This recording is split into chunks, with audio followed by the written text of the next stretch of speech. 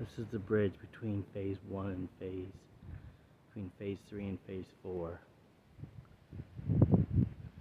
This is the retaining wall that's underwater.